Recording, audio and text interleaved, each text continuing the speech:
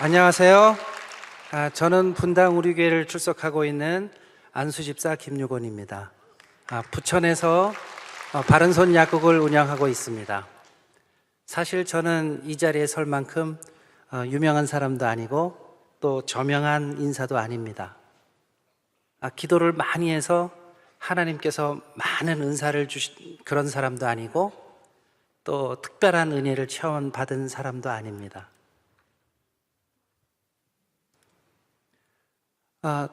오히려 여기 계신 성도님들과 함께 지금 가신 저런 유명한 분들 모시고 오히려 같이 청지기 세미나를 들어야 하는 그러한 평범한 집사입니다.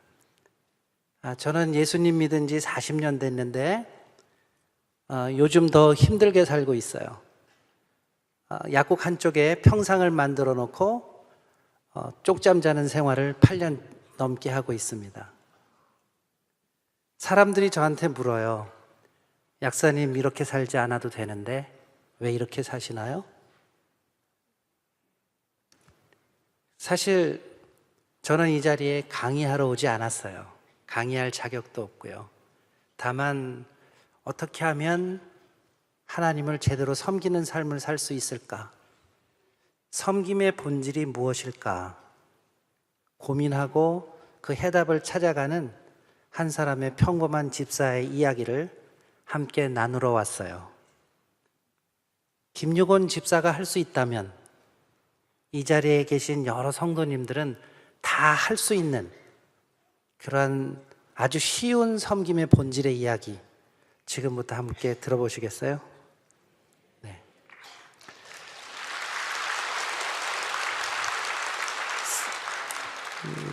저도 대부분의 신앙인들처럼 신앙생활 할 때 내가 평생 하나님과 함께할 어떤 말씀의 지침을 하나 정하자.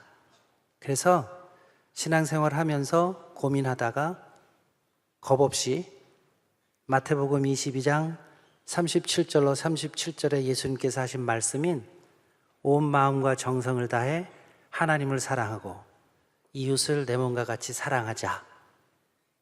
이 말씀으로 정했어요. 근데 이게 되나요? 지킬 수 없는 말씀이에요. 왜냐하면 수시로 솟아오르는 제 속의 죄된 욕구들 때문에, 그리고 세상을 향하려는 욕망 때문에. 그렇다고 포기할 수 없잖아요. 그래서 매일 사도 바울 흉내내서 내가 매일 죽노라 하셨던 것처럼 갈라디아서 2장 20절 말씀 붙들고 기도해요. 하나님, 저 십자가에 주님과 함께 못 박혔습니다. 오늘 저는 죽고 주님만 살아계시옵소서. 그리고 또 세상을 향한 욕구를 꺾기 위해서 로마서 12장 1절 2절 말씀을 붙들고 기도해요. 저를 거룩한 산제소로 드립니다. 제가 세상의 욕구를 꺾기 위해서 성령님 도와주세요. 이 세대 본받지 않겠습니다. 왜 이렇게 살아야 되죠? 그냥 세상에 한쪽 발 담그고 또 교회에서는 교회대로 살면 되는데. 근데 우리는 고린도전서 15장에서 말씀하신 것처럼 부활의 소망이 있잖아요. 그래서 저는 매일 빌립보서 3장 10절에서 16절 말씀하신 것처럼 부활의 소망을 가지고 매일 믿음의 경주를 표대를 향해서 달려가는 거야. 근데 저는 약골이에요. 그래서 잘 넘어져요. 넘어져도 기뻐하고 기도하고 감사하면서 일어서요. 그리고 저는 이런 존재네요. 주님 없으면 저 아무것도 안 돼요. 이렇게 고백하면서 하루하루를 지내요. 그러면서 저는 자주 생각해요. 이 시대에 필요한 그리스도인은 어떤 사람일까?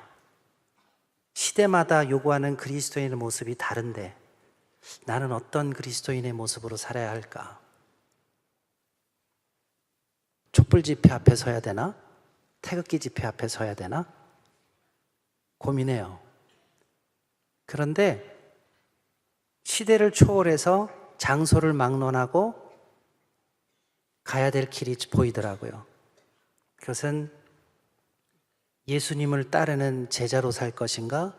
아니면 병이 고쳐지고 먹을 거가 생겨서 예수님 쫓아왔다가 십자가 달리는 모습 보고 도망치는 그런 무리들처럼 살 것인가? 기왕 믿는 것 제자로 살자. 제자란 스승의 가르침을 실천하고 스승의 삶을 재현하는 사람들이잖아요. 그러면 예수님은 내 스승으로 삼았는데, 예수님의 제자로 살기를 원했는데 예수님의 모습은 어떤 모습일까? 충분히 가질 수 있는 권리를 포기하시고, 누릴 수 있는데 누림을 포기하시고, 지기 싫은 십자가 억지로 그냥 지셨잖아요. 왜요? 하나님을 사랑하고 하나님의 뜻에 순종하시기 위해서.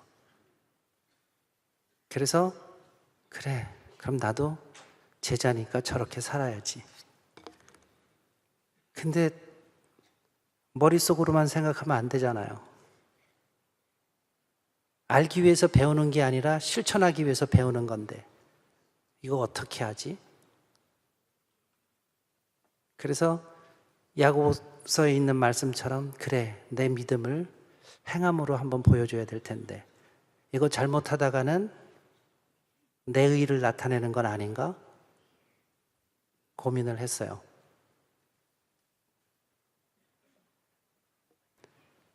제가 좋아하는 찬양 한 곡 할게요. 삶의 작은 일에도 그 마음을 알기 원하네. 그 길, 그 좁은 길로 가기 원해. 나의 작음을 알고 주님의 크심을 알며 소망, 그 깊은 길로 가기 원하네. 저 높이 높은 산이 되기보다 여기 오름직한 동산이 되길, 내 가는 길만 비추기보다는 누군가의 길을 비춰준다면 내가 노래하듯이 또 내가 얘기하듯이 살길, 난 그렇게 죽기 원하네. 삶의 한 절이라도 주님을 닮기 원하네. 사랑, 그 높은 길로 가기 원하네. 그래서 이거 어떻게 하지? 그런데 하나님께서 깨닫게 하시더라고요. 11조 정신으로 내가 가진 거 10개 중에서 하나는 하나님 거, 9개는 내 거? 그게 아니잖아요. 11조 정신, 맞아. 나를 있게 하신 하나님 감사합니다. 내 모든 것은 다 하나님 겁니다. 근데 이거 어떻게 실천하죠? 내가 모든 것을 하나님 거라고 고백할 때 안 되는 게 이게 뭐지? 내 자녀, 물질, 내가 평생 갖고 있는 직장. 그래, 이 세 개는 이거 포기할 수 없을 텐데 하나님 거라고 그랬으니까. 그래서 네, 이거 다 제 거 아닙니다. 그래서 첫째로 내게 맡기신 두 딸, 내 자녀 아닙니다. 하나님 딸입니다. 그래서 제 두 딸인데요, 어릴 때부터 이 아이들에게 너희는 내 딸 아니야 하는 것을 계속 강조해 왔어요. 이 아이들이 자라면서 말썽 피우거나 또 힘들게 하잖아요. 그러면 우리 아내는 남편의 권위, 아빠의 권위로 혼내주기를 원하셨는데, 저는 불러서 너네들 그러면 니네 아빠한테 이른다. 사실 나 니네 아빠 아니야. 그럼 애들이 어렸을 땐 놀래요. 사실 나는 너희를 양육하라고 맡은 그냥 양아빠야. 그리고 때로는 너네랑 나랑은 사실 형제야. 하나님 아빠 앞에 우리 형제야. 그렇게 교육을 계속 시켜왔어요. 한 번은 우리 큰애가 교회를 가는데 그냥 가는 거예요. 그러니까 아내가 또 야단치죠. 교회 가면서 성경책도 안 가져간다고. 근데 제가 불렀어요. 아니야. 네가 솔직해. 교회 가면 스크린에 성경 구절 다 나오는데 귀찮은 성경책 왜 들고 가? 근데 있지, 아빠는 성경책 들고 가는 게 다른 사람이 볼 때 성경책 들고 가면 저 사람 기독교인이네. 그래서 아빠의 행동가짐을 조심하게 돼. 그래서 들고 가거든. 우리 하나님 딸이고 하나님 아들이잖아. 그때 큰애가 예배 드리는데 제 성경책을 가지고 가더라고요. 그 다음부터는 교회 갈 때 다른 거는 잊어버려도 성경책은 꼭 챙겨가더라고요. 그래서 아이들을 내 자녀 아닙니다 라고 이렇게 고백할 때 사실은 한국의 부모들처럼 도와주고 싶을 때가 많이 있어요. 그때 저는 제 아내에게 그냥 두세요. 당신과 내가 하나님 앞에서 광야에서 연단받아서 하나님 앞에 서는 훈련 받듯이 이 아이들도 나름 하나님 앞에 훈련 받아야 돼요. 부모는 저게 똥인지 된장인지 아니까 야 이거 안 돼 하는데 꼭 찍어 먹어봐야 알아요. 그러면 그것이 그 아이가 연단되어져야 될 과정이니까 그냥 두자고. 그래서 가끔 당신 아빠 맞아? 이런 소리를 외부에서 많이 듣죠. 그 다음에 정말 포기하기 힘든 거 물질이잖아요.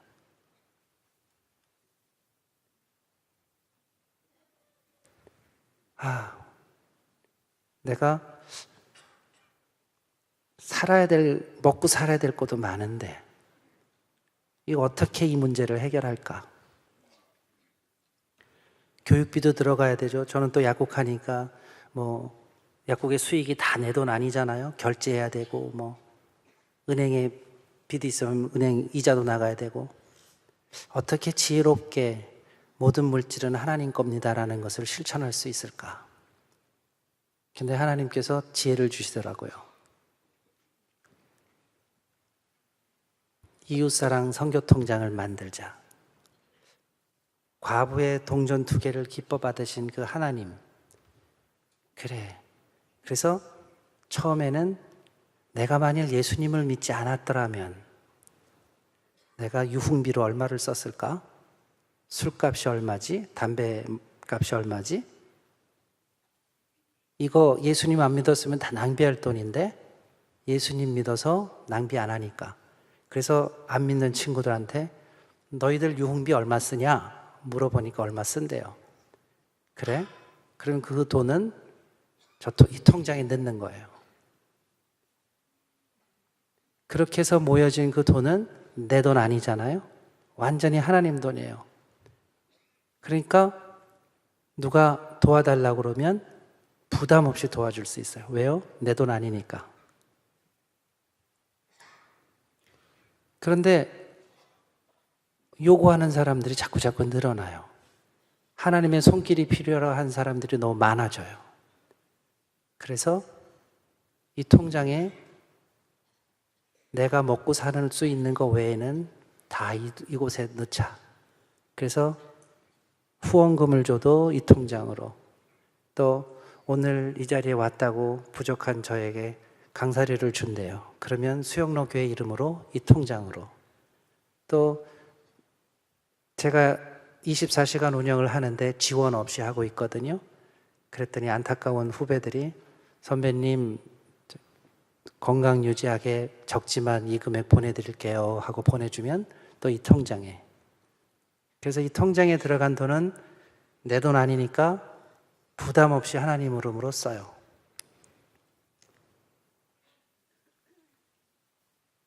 하나님 사랑으로 지역아동센터에서 어려운 아이들 장학금이 필요로 하대요.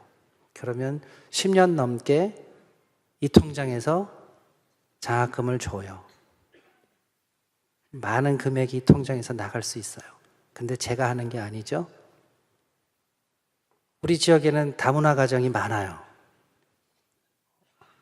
와서 힘든 사람들 이 통장에서 도울 수가 있어요. 그런데 제가 하는 게 아니니까 저는 하나도 자랑할 게 하나도 없어요. 그러니까 교만하지도 않고 자랑할 것도 없고. 심장병 어린이 이 통장에서 도와줄 수 있어요.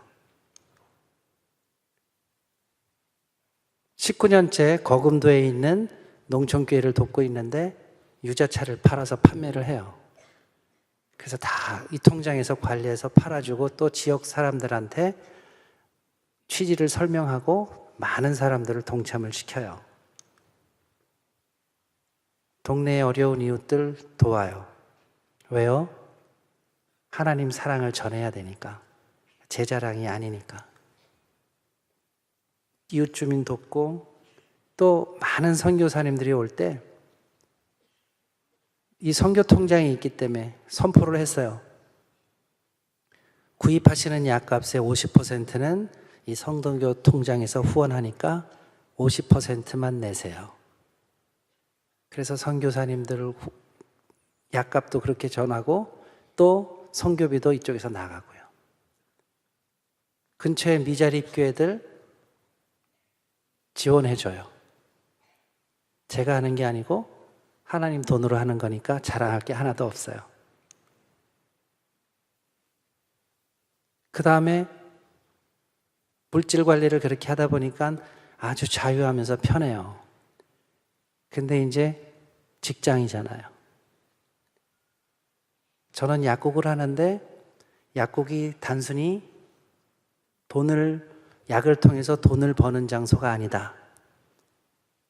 이 약국은 약이라는 매개체를 통해서 사람과 사람이 만나는 공간이다. 그렇게 생각을 하고, 이 약국은 하나님의 선교지다. 선교라는 게 해외에 나가서 전하고 전도라는 건 국내에서 하는 게 아니잖아요. 하나님의 통치하심이 없는 곳에 하나님의 통치하심이 이루어지게 하는 것. 그것이 선교라면 그 자리에 있는 나가 선교사다. 그러면 직장인의 선교지인데 간판을 바꿨어요. 말씀으로 다 바꿔버렸더니 사람들이 얘기를 해요. 야, 저긴 예수쟁이만 가는 데야. 그리고 어떤 사람은 그 약국 가고 싶은데 저 간판 띄었으면 가줄게. 그래서 저는 오기 싫다면 오지 마라 그랬어요. 왜? 나는 하나님이 책임지시니까. 그리고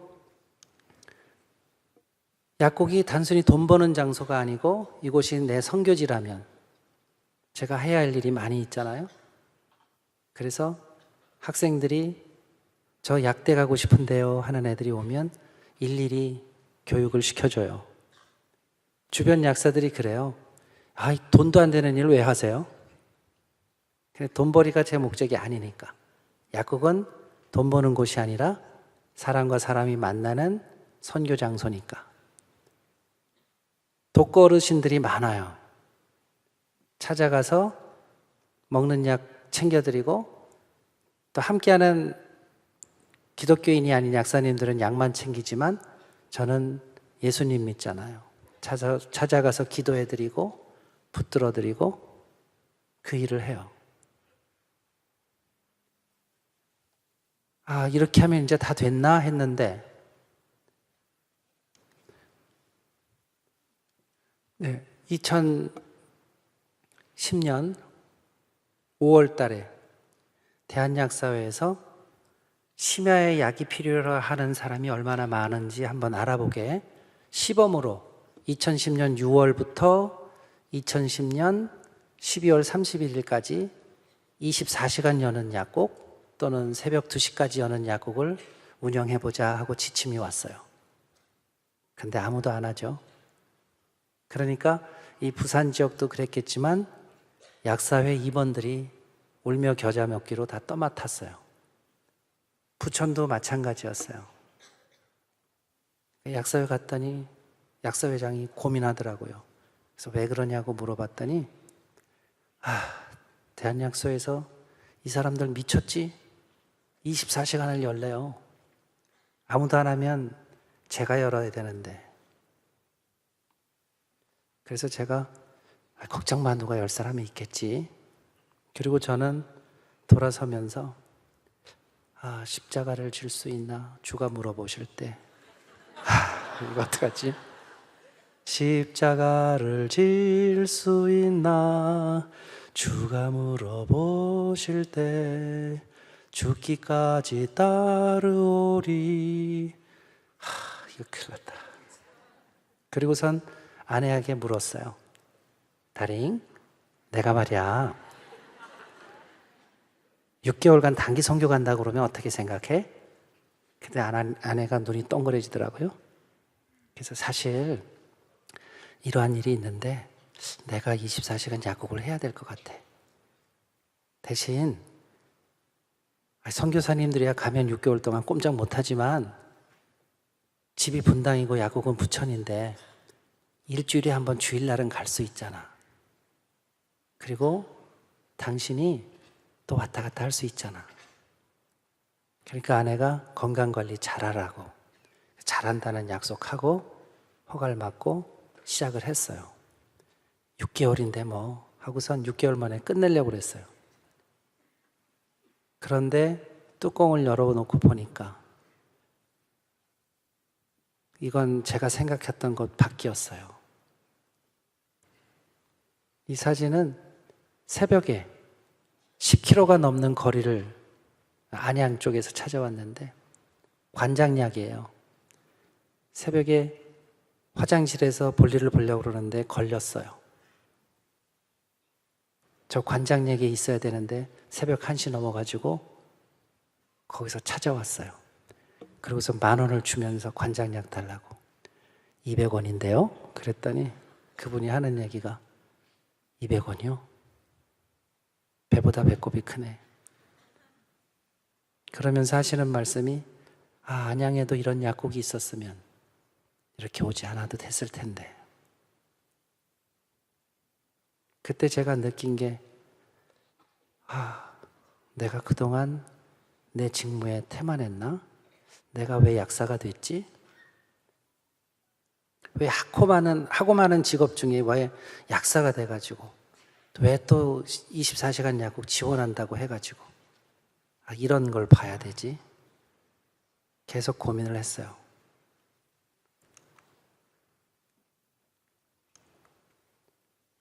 또 얼마 후에 젊은 애들이 오토바이를 타고서 넘어져가지고 오토바이가 깨지고 팔 다리를 다 긁혀가지고 들어왔어요.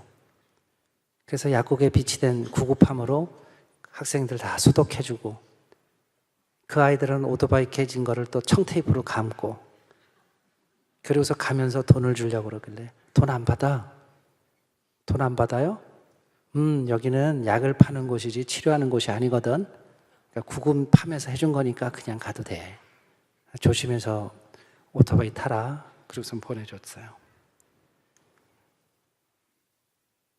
젊은 청년이에요. 삶이 무척 고달파요. 그러니까 밤 12시가 넘어서 약국에 들어서더니 배를 부둥켜 안고 넘어졌어요.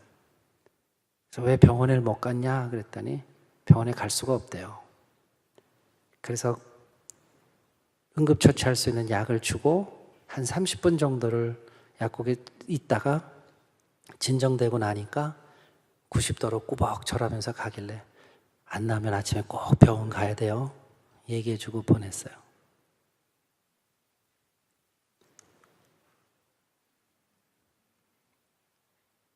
(70이) 넘은 어르신이에요. 부부가 같이 일하면서 사시니까 병원 간다는 건 생각을 못 해요. 새벽 4시쯤 돼서 눈 오는 날인데 넘어져가지고 저러고 오셨어요. 바른손 약국 가면 해결되겠지. 그런데 보니까 이건 코뼈가 부러져서 병원 가셔야 돼요. 그래서 119를 불렀어요. 부르고 가게 해드린다고. 그리고 그 어르신은 힘드니까, 힘든 사람들 의료 혜택 받나요? 못 받죠. 병원 갈 생각을 못 해요. 그래서 오셔서 중개 역할을 하고 보내드린 다음에 나중에 고쳐져서 오셔서 자녀도 인사하고 저 어르신도 인사하고 고맙다고. 내가 이 자리에 있어야 되는 것이 하나님께서 내게 주신 사명인가? 그런 생각을 해보면서 아내한테 시범 기간이 끝나고 있지, 나 계속 해야 될 것 같은데. 다 끝났는데 왜 하냐고. 아무래도 체력이 허락하는 한 내가 계속 해야 될 것 같아요. 그리고 만일 하나님께서 이게 내가 가야 할 소명이고 길이면 체력도 허락하실 거예요. 그리고 아내한테 계속 하겠다고 그랬어요. 그랬더니 하나님께서 지혜를 주세요. 24시간 일하는 거 아니다. 24시간 노는 거다. 맞다. 우리가 논다고 그러면 밤새 놀아도 안 피곤하잖아요. 근데 일하라고 그러면 피곤해서 하기 싫잖아요. 그래서 그다음부터 마음을 바꿨어요.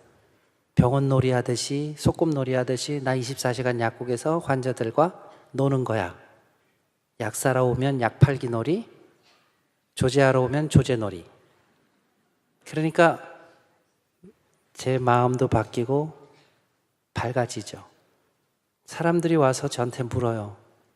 약사님 피곤하시죠? 안 피곤하면 그게 사람이에요? 로봇이지? 하지만 내가 피곤한 것 때문에 누군가가 유익함이 있다면 저 기뻐요. 그러니까 손님들이 처음에는 치매약국 할 때 이혼했다고 오해하더라고요. 안 하던 행동하니까. 그러더니 또 돈 또 골랐나 봐 하고 또 오해하기도 하고, 꺼졌던 약국에 계속 불 켜져 있으니까 저기 노름하는 하우스로 바뀐 거 아니야? 그러던 사람들이 그걸 알고서 간식도 갖다 주고 건강 염려도 해주고 챙겨줘요. 그러면서 그분들 얘기가, 우리 동네 이사 잘 왔어요. 왜요? 바른손 약국이 있으니까. 바른손 약국이 있어서 너무 이사 잘 왔다고 친구들한테 자랑한다고. 그리고 저희 약국에는 항상 설교 CD랑 말씀, 누가 봐도 이 사람 예수쟁이네 하는 걸 알고 있게 표해놨거든요. 그러니까 그들이 저를 보면서 제 앞에서는 개독교 소리를 못해요. 그런 분들을 보면서 이 길이 내가 가야 할 길인가? 그런데 나는 왜 이렇게 재미없게 살아야 되지? 그런데 재밌는 일이 있어요. 전도서 8장 15절에 말씀하시는 것처럼 내가 생각지 못하는 기쁨을 하나님이 주시더라고요. 사람들이 볼 땐 당신은 왜 이렇게 재미없게 살아? 그렇게 얘기하는데 하나님은 전혀 생각하지 못했던 거. 어느 날 갑자기 SK에서 전화가 오더라고요. SK 와이번스에서 이번에 홈경기 때 약사님 시구하러 오세요? 웬 시구요? 이번에는 연예인들 안 부르고 지역에서 한 사람 초대하는데 약사님을 모시게 됐다고. 그래서 알겠습니다 하고 그냥 갔어요. 저는 덤덤한데 주변에선 무척 부러워하더라고요. 내 평생 죽기 전에 소원이 시구하는 건데 하는 사람도 있고, 근데 저는 뭐 하나님의 은혜로 이렇게 던졌구나. 그 정도지 그 이상은 아니었어요.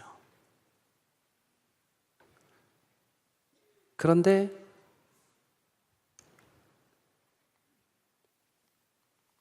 여러 사람을 만나게 해주세요. 학생들, 뭐 방송국, 잡지사. 제가 이런 방송에 어떻게 출연해요? 전혀 그냥 조용히 지내고 있는 평범한 한 사람의 약사고 집사인데, 하나님이 주시는 은혜구나. 왜 이런 은혜를 주실까?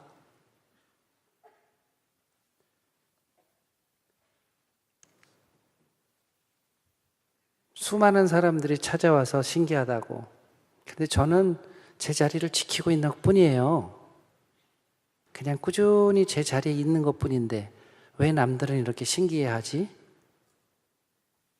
내가 할 일을 하는 것 뿐인데 이것이 하나님이 주시는 은혜고 기쁨이구나.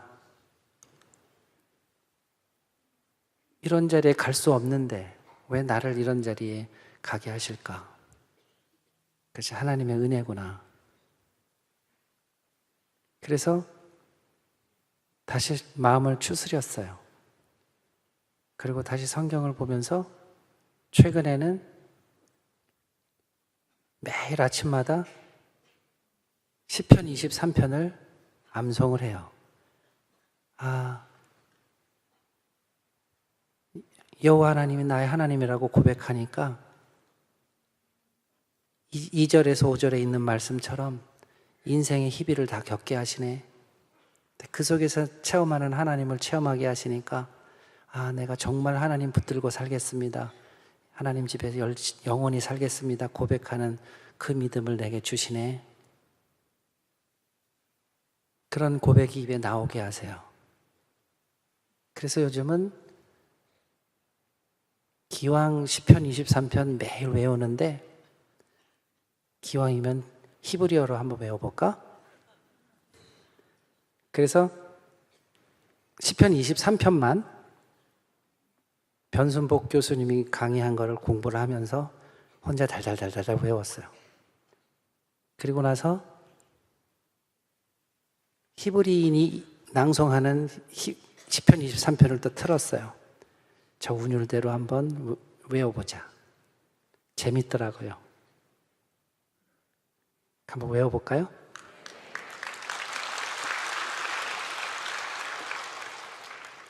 미즈모르 르다빗 아도나이 로이 로 엑살 비노테 쉐 야르비제니 알메 미노 예날레니 나푸시 요셰베브 얀 하이니베 마갈레이 제데 크르만 슈못 감기 에일레하 부게이 짤마벳 로이라 로아 키아따 이마디 슈프트하 우미시 안테아 햄마야나 한무니 타록 루파나이 슐한 네게드 조레라이 디샨타 바샤멜 로이시 코시 르바야 토바이셋 이르데 푸니 콜레메이 하야이 부샤브티 웨이트 아도나이 리코레아 야밈. 이거 재밌다. 그래서는 이제 계속 외워요. 그리고 그 의미를 생각하니까 우리말 성경으로 읽는 것보다 더 깊이도 있고 더 깨달아지는 게 더 많아요. 그리고서는 제 자신을 더 돌아봐요. 초심을 잃어버리지 말아야지. 내가 또 언제 변질될지 모르는데 초심을 잃어버리지 말아야지. 하나님께서 저를 세워주셔요. 갈 수 없는 자리에 자꾸 가게 하세요. 이 자리에도 올 수 있었나요? 없잖아요. 근데 왔잖아요. 함께 하나님 앞에서 기쁨을 나누라고. 오늘 아침에 원래는 제가 1시 예배를 드리는데 여기 오기 위해서 7시 예배를 드리러 갔어요. 저는 보통 예배 시간 30분 전에 교회에 가요. 그래서 미리 예배를 준비하는데 그러니까 거의 잠 못 자고 6시 반까지 교회 갔죠. 저는 가끔 그런 생각을 하거든요. 나는 분당 우리교회를 가는가 아니면 예배드리러 가는가? 단순히 예배만 드리면 난 분당 우리 교인이 아니야. 그냥 예배드리는 거지. 그래서 1시 예배 드릴 때는 11시 20분쯤 교회를 가요. 미리 가서 성도들과 교제하고, 그리고 내가 교회 갔다면 꼭 밥을 먹어야 돼. 그래서 저 밥 주세요 하고선 교회에서 밥을 먹어요. 그리고 함께 삶을 나누고, 그리고 예배를 드려요. 이런 마음이 내 마음이 아니고 하나님이 주시는 마음 아닐까? 섬김의 본질이 뭘까? 그것은 삶에서 주님을 나타내고 삶으로 예배드리는 것이 아닐까? 항상 그렇게 묵상을 해요. 그래서 저는 이 자리에 와서 내가 강의하는 것도 아니고 이 자리에서 강의할 자격도 없지만 내가 만일에 수영로 교회 간다면 우리 성도님과 어떠한 삶을 나눌까? 만일에 수영로 교회 성도님들이 나처럼 이웃사랑 선교통장을 만든다면, 그래서 그 선교통장 하나 만들어서 거기에 술값이라고 생각하고 일주일에 10,000원씩만 저축한다면 1년이면 54만 원이지? 그러면 직분자들 모두가 그렇게 하면 그게 몇십억일 텐데 그거 갖고 1년 후에 수영로 교회 이름으로 이 부산 지역에 개안 수술을 해준다 하면 아마 부산이 뒤집어지지 않을까? 그런 생각도 해보면서 왔어요. 세상의 유혹을 이겨내기 참 힘들어요. 심해약국을 하는데 저는 지원을 안 해줘요. 우리 약국을 벤치마킹해서 경기도 지역에 6군데를 지원해 준대요. 새벽 1시까지 문을 열면 한 달에 300만 원씩 지원해 줄 테니까 지원하라고. 근데 바른손 약국은 안 해줍니다. 왜냐하면 돈 안 줘도 열고 있으니까. 그래서 바른손 약국 지원할 그 금액 가지고요, 다른 곳 한 곳 늘리세요. 그것이 국민들에게 유익하다면 그렇게 하라고. 그러다가 이제 부천시에서 또 저희 약국을 모델 삼아서 한 곳을 지원해 준대요. 그런데 바른손 약국은 안 돼요. 그래서 바른손 약국 반대편에 약국이 열면 지원을 해주겠다. 그래서 한 달에 400만 원씩 지원해 줄 테니까 열어라. 아무도 안 연대요. 그래서 어쩔 수 없이 부천시 약사회 임원 중 한 명이 저희 약국에서 횡단보도 큰 길 건너편에 있어요. 거기서 열기로 했대요. 그래서 제가 지역이 한쪽으로 몰리면 반대쪽에 있는 사람들은 불편할 텐데 그쪽에 있는 약국 보고 사정해서라도 열게 해라. 그런데 안 한대요, 아무도. 힘드니까. 그래서 그래, 그러면 그렇게 해서라도 두 곳 만들면 낫겠지. 그러니까 후배들이 그래요. 약사님 이제 문 닫아버려요. 문 닫아버리고 지원해 준다고 그러면 열어요. 그래서 아니야. 저 약국들은 지원이 끊기면 그만둘 약국들이야. 근데 힘없는 사람들이 심야에 약을 찾아 헤매는데 그들을 위해서 누군가가 있어야 된다면 내가 계속 있어야 돼. 힘없는 사람들은 편의점에서 땅콩 사 먹듯이 맘대로 사 먹게 하고, 힘 있는 사람들은 의사, 약사 찾아가서 의료 혜택 받고. 예수님이 그런 힘 있는 사람 편에 오셨을까?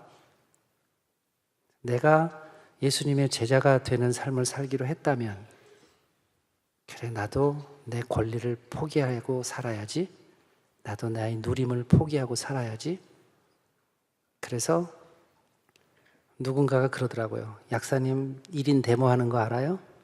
1인 시위하고 있는 거 알아요? 예, 저 1인 시위하고 있어요.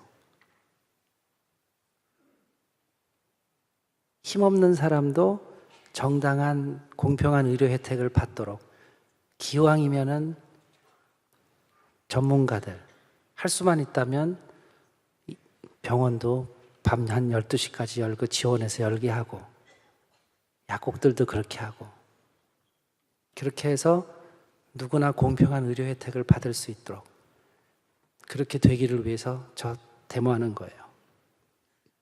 그것이 크리스찬으로서 사회에 대한 책임이 아닐까? 또 내가 약사로서의 길을 가는 그 길에서 내 책임이 아닐까? 그렇게 생각하고 또 사람들에게 그렇게, 후배 약사들에게 그렇게 얘기를 해줘요. 너희가 잘나서 약사가 된 줄 아니? 아니야. 사회의 약속이야. 약이 필요로 하는 곳에 네가 찾아가서 그 약의 전문가로서 역할을 충분히 감당하라고 준 약속이야. 그 자리를 지켜야 돼. 아, 내가 그리스도이니까 내 가족에게는 미안하지만, 아내에게는 미안하지만 내가 이 길을 가야 된다. 그럴 때 하나님이 주시는 은혜를 체험하면서, 아, 정말 하나님 살아계십니다 고백하면서. 그래서 때로는 아내가 이제 그만했으면 좋을 텐데 하는데, 근데 아직 약국에 계속 있는 게 좋을 것 같아. 실제로 최근 얼마 동안 출퇴근을 해봤어요. 더 피곤해요. 그 아내가 그러더라고요. 얼굴이 많이 피곤해 보인다. 손님들도 찾아와서 약사님 요즘 얼굴이 무척 안 됐어요. 그래서 이상해요. 아직은 24시간 약국 지키고 있는 게 하나님이 제게 주시는 소명인가 봐요. 오히려 잠 못 자고 힘들고 하면 얼굴이 더 밝고, 집에서 잠자고 출퇴근했더니 더 피곤한 게 어떻게 된 일이죠? 그래서 하나님 앞에 좀 이런 기도를 했어요. 아, 저도 좀 이렇게 안 살고 싶어요. 그런데 이렇게 살아야 된다면 살아야죠. 저도 편하고 싶은데 왜 저한테는 이런 거 허락하지 않으시나요? 하나님이 허락하시니까 오히려 힘주고 다른 사람들이 바라볼 땐 이상하고, 그것이 그리스도인의 삶이 아닐까? 그런 생각을 해보면서 요즘 지내고 있어요. 그래서 제가 이 자리에서 드리고 싶은 말씀은,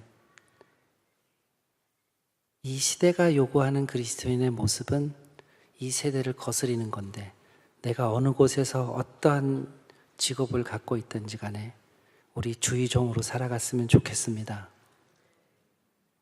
많은 분들이 그래요. 목사님들 주의종, 나는 아니야. 아니에요. 목사님들은 말씀을 연구해서 성도들을 제대로 말씀으로 교육하기 위해서 그 길을 가시는 주의종이에요. 나는 내 길에서 가야 돼요. 종이 뭔가요? 나 자유할 수 있지만 당신을 너무 사랑하기 때문에 나 종이 됐어요. 하나님을 너무 사랑하기 때문에 나 하나님의 종으로 살래요. 그러면 꼭 내 직업 다 때려치우고 다 신학대학 가야 되나요? 때려치우고 선교사로 가야 되나요?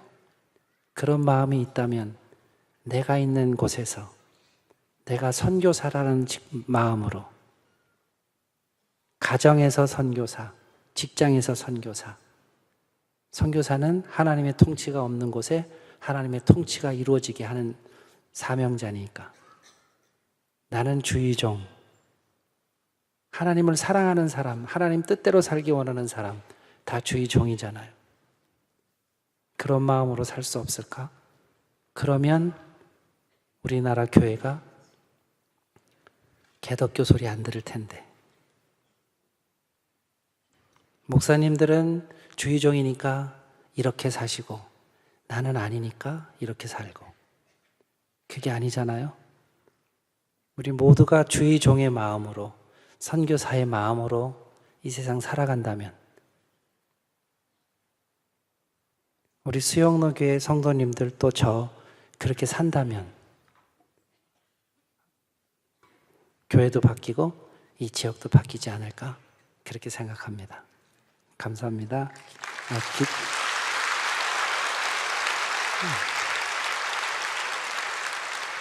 기도하겠습니다. 사랑이 많으신 아버지 하나님, 제가 무엇이건데 이 자리에 오게 하셨나요?